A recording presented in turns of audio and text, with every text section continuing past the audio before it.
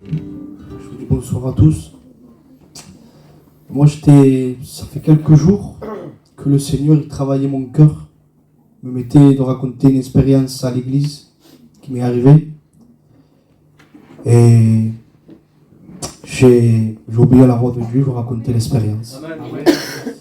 Moi, j'ai toujours connu mon père en fauteuil roulant. Mon père, depuis que j'ai l'âge de 3 ans, il est sur un fauteuil roulant. Je n'ai pas de souvenir de mon père, de le voir en train de marcher. Je n'ai pas connu mon père comme ça. Pour moi, c'était normal parce que j'étais un bébé, je ne comprenais pas. Je ne savais pas c'était quoi tout ça. Et à l'âge de 12 ans ou 13 ans, mon père a commencé à faire la dialyse aussi. Là, j'étais un peu plus grand, je comprenais un peu plus. Donc ça me touchait, ça commençait à me toucher. Et il y a 2 ou 3 ans en arrière, on ramène mon père à l'hôpital et les docteurs disent non, c'est rien, rentre à la maison. Il va faire un scanner et vous savez, dans un scanner, ils mettent un produit. Et là, les docteurs, ils avaient mis 2 produits. Ils avaient mis un produit en plus. Et mon père, il a fait une mauvaise réaction à ce produit. Et les docteurs, ils ont dû le réanimer avec des électrochocs. Parce qu'il était parti. Et de ça, ils le gardent à l'hôpital. Alors l'après-midi, ils ont le réanimé avec l'électrochoc parce qu'il était parti. Et le soir, ils le laissent sortir. Ils ne voulaient pas le garder à l'hôpital. On rentre à la maison. On était à Saint-Éloi, on le ramène à la Péronie directement. À la Péronie, pareil. Un Doliprane, dans un lit toute la nuit, le respect que je vous dois. Le lendemain matin, dehors à la maison. On le ramène à une clinique, faire un examen. La femme, dès qu'elle fait l'examen, elle s'espante. Elle dit, Monsieur Santiago, je ne sais pas comment vous faites pour être devant moi, parce que ça fait 48 heures que vous n'avez pas une goutte de sang qui passe dans vos jambes. Elle dit, j'ai directement appelé l'hôpital La Péronie. Ils ont préparé le bloc opératoire.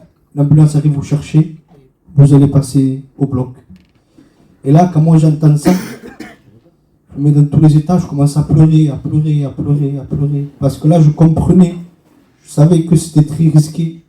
Je savais que l'opération que mon père a fait il y a 20 ans en arrière, aujourd'hui, il n'a pas les mêmes forces. Je savais qu'il n'allait pas la tenir. Mais j'avais déjà donné mon cœur à Dieu. Et je pleurais, j'étais dans tous les états. Le Seigneur m'a parlé dans mon cœur. Il m'a dit juste un mot. Il m'a dit juste et la foi. Amen. Juste et la foi. Amen. L'ambulance est venue le chercher. Il est parti à la Péronie. On commençait à l'opérer. Il n'y avait pas d'heure de l'opération. Qu'en fait, mon père, il a la veine aorte, c'est la veine qui sert à tout faire dans le corps humain. Il y a 20 ans en arrière, elle s'est déchirée complètement. Il a une veine aorte artificielle. Et là, il ne savait pas s'il devait refaire la même opération. Donc imaginez-vous, c'est une opération, il y a 20 ans en arrière, elle a duré plus de 30 heures. Les chirurgiens, ils se reliaient de l'un à l'autre. Et moi, je savais que mon père, il n'allait pas tenir cette opération. Mais le Seigneur a le dernier mot, le Seigneur me dit dans mon cœur, juste et la foi. Juste et la foi. Amen. L'opération devait durer beaucoup d'heures. Je ne me rappelle plus combien d'heures, mais devait durer beaucoup d'heures. Et le Seigneur a même arrivé, c'est fort ce que je veux vous dire, à me faire oublier que mon père était en train de se faire opérer. On était à l'hôpital, je parlais avec mes cousins, avec des frères qui étaient venus. Je rigolais avec eux, je parlais avec eux, on parlait de Dieu. Et dès qu'ils me parlaient de mon père, moi je leur répondais ce que Jésus m'avait dit dans mon cœur. Juste la foi, juste la foi. Le docteur qui l'avait opéré, 2 ou 3 heures après, il est sorti. L'opération devait durer plus de 5 heures, plus de 6 heures, beaucoup d'heures. 2 heures ou 3 heures après, il est sorti.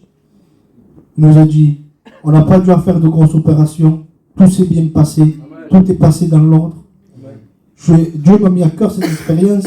C'est juste pour vous dire que si on met notre foi en action, le Seigneur peut tout. Que Dieu vous bénisse. Amen.